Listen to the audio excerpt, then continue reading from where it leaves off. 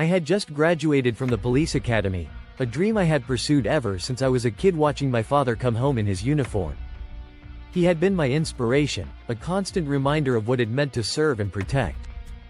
Growing up in a neighborhood riddled with petty crime, I always believed that being part of the force could make a real difference.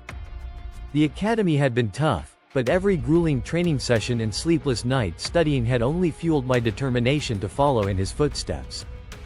The badge in my hand felt like a dream realized, a symbol of duty and purpose. My family had been proud, their smiles lighting up the ceremony. For years, I had imagined what it would be like to patrol the streets, to help those in need, and to stand as a pillar of strength in moments of crisis. Little did I know how quickly those ideals would be tested, how brutally they'd be shattered. The first week on the job was supposed to be uneventful, a series of ride-alongs and shadowing senior officers. Instead, the city changed overnight. At first, it was whispers, strange calls, erratic behavior, escalating violence. Dispatch crackled with reports of people biting others, and zombie-like aggression. The room fell silent as officers exchanged uneasy glances. Some laughed nervously, dismissing it as a prank or a bad batch of drugs spreading panic. Others leaned in closer to their radios, their faces growing serious. I overheard one officer muttering about his cousin in another district, saying the same thing was happening there. The disbelief in the air was almost tangible, a fragile bubble of denial threatening to burst at any moment.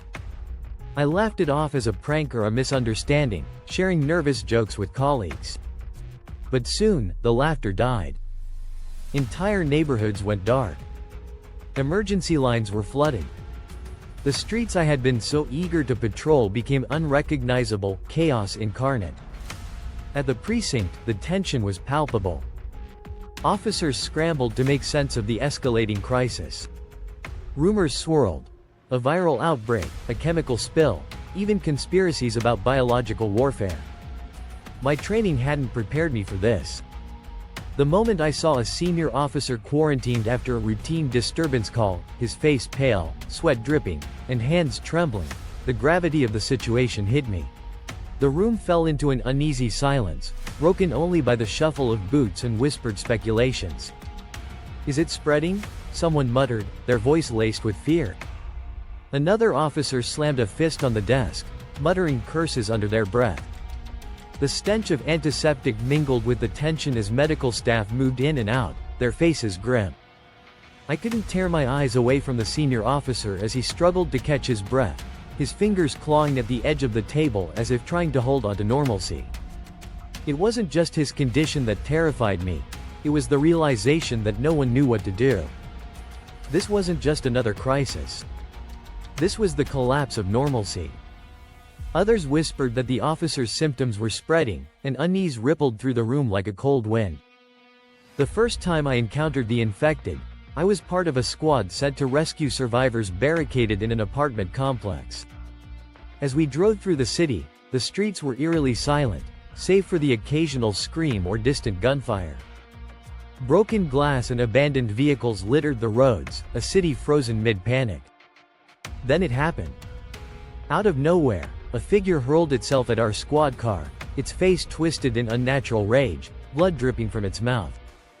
I froze, my mind struggling to reconcile what I was seeing with reality.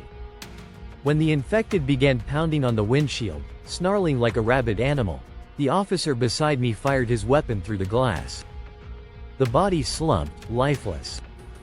My stomach churned. This wasn't about law enforcement anymore, this was survival. Inside the apartment complex, the air was thick with fear. The once vibrant walls were stained with soot and smeared with desperate messages scrawled in marker and chalk.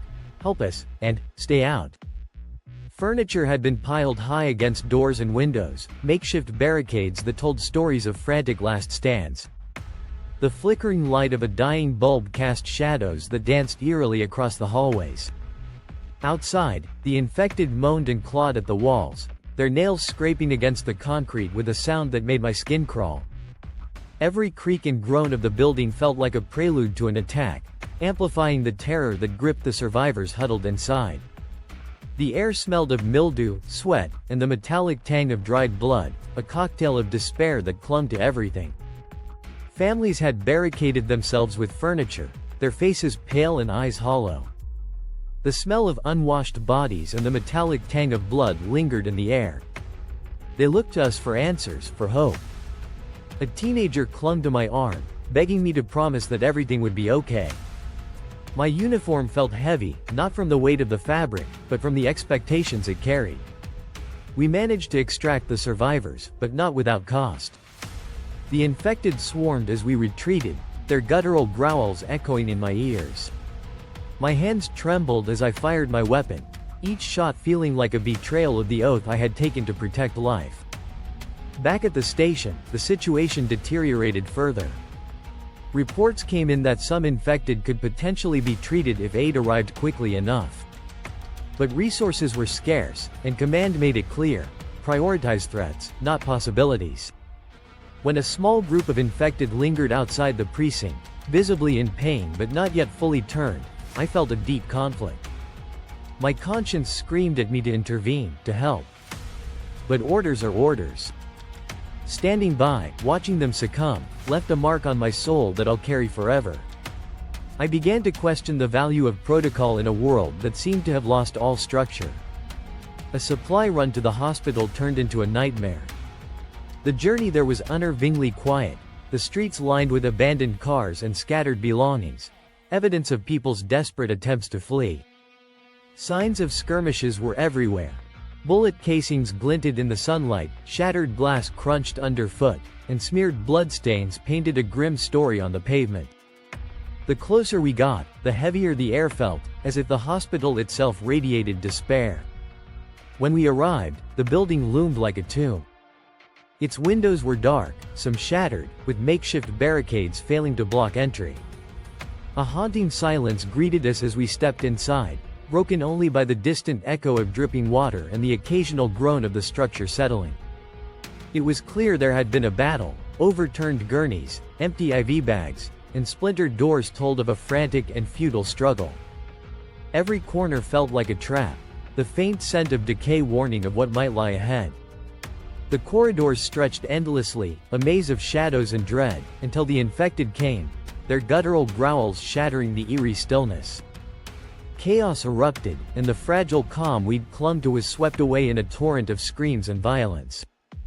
We needed medical equipment and antibiotics, but the building was overrun. The corridors were a labyrinth of shadows and dread, every corner hiding potential death. We moved cautiously, the sound of our footsteps unnaturally loud. When the infected ambushed us, it was chaos. Screams, gunfire, and the sickening sound of flesh being torn filled the air. We barely made it out, and not without casualties. My training felt useless against the primal fear that gripped me. The hospital, once a place of healing, had become a death trap. Then, the radio went silent. The hum of static replaced the reassuring voices we had grown used to, and the effect was immediate. Tension rippled through the group, officers exchanging worried glances as if the silence itself could confirm their worst fears. "What now?" someone whispered, their voice barely audible over the oppressive quiet. The weight of isolation settled on us like a shroud. Without guidance or reinforcements, doubts began to fester. People grew snappish, arguments breaking out over the smallest decisions. The lack of communication didn't just sever us from the outside world. It fractured our morale, leaving us vulnerable to fear and second-guessing every move. For the first time, I felt the full weight of being truly alone. With neighboring precincts and city officials ceased, we were on our own. The isolation was suffocating. Yet, amidst the despair, a rogue signal crackled through, an evacuation point outside city limits. It was a sliver of hope, though uncertainty gnawed at us. Was it real? Was it a trap? With no better options, we decided to risk it. Every officer's face bore the same grim determination: we had to try. Leading a convoy of survivors to the evacuation point was a test of endurance and resolve. Blocked roads, roaming hordes, and desperate uninfected people begging for help turned the journey into a waking nightmare. Every decision felt like life or death. Do we stop to help? Do we push forward? The weight of responsibility pressed down on me, every cry for help echoing in my mind. At one point, a young mother pleaded to join us, holding her child tightly. The sight nearly broke me.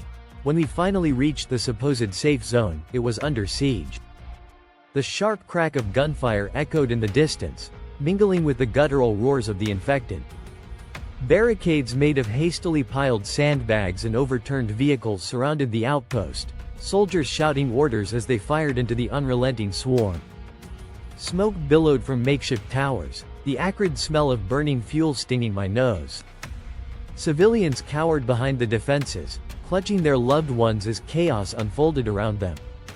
Our convoy screeched to a halt, and we were immediately pulled into the fray. I could barely hear over the cacophony of battle as we took positions along the barricades, unloading what little ammunition we had left. Every shot felt both futile and necessary, the infected climbing over their fallen like a living tide.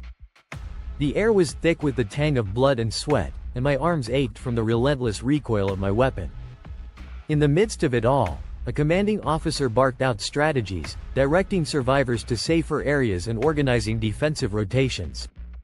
The scene was hellish, but it was also a testament to resilience, a desperate stand against overwhelming odds.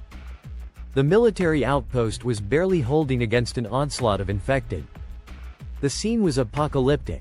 Soldiers firing from makeshift barricades, civilians screaming, the undead pressing forward in relentless waves. We joined the fight, forming a last stand at the gates. Exhaustion clawed at me, but so did a newfound resolve. Watching the survivors rally together, defending each other with whatever they had, reignited a spark of hope. The smell of gunpowder and the cries of the living blended into a surreal cacophony. By dawn, the horde had lessened, giving us a chance to regroup. The military began evacuating a select few to a rumored safe zone. I had the option to leave but chose to stay behind with a skeleton crew. The camp needed defenders, and I couldn't abandon the people who had placed their trust in me. My badge, once a symbol of protocol and order, now represented something deeper: courage, resilience, and the will to protect others no matter the cost. As we patched up wounds and fortified the perimeter, I felt a sense of unity I'd never known before. As the sun rose over the battleground, casting its light on the battered but standing camp, I understood what survival truly meant. It wasn't just about living another day.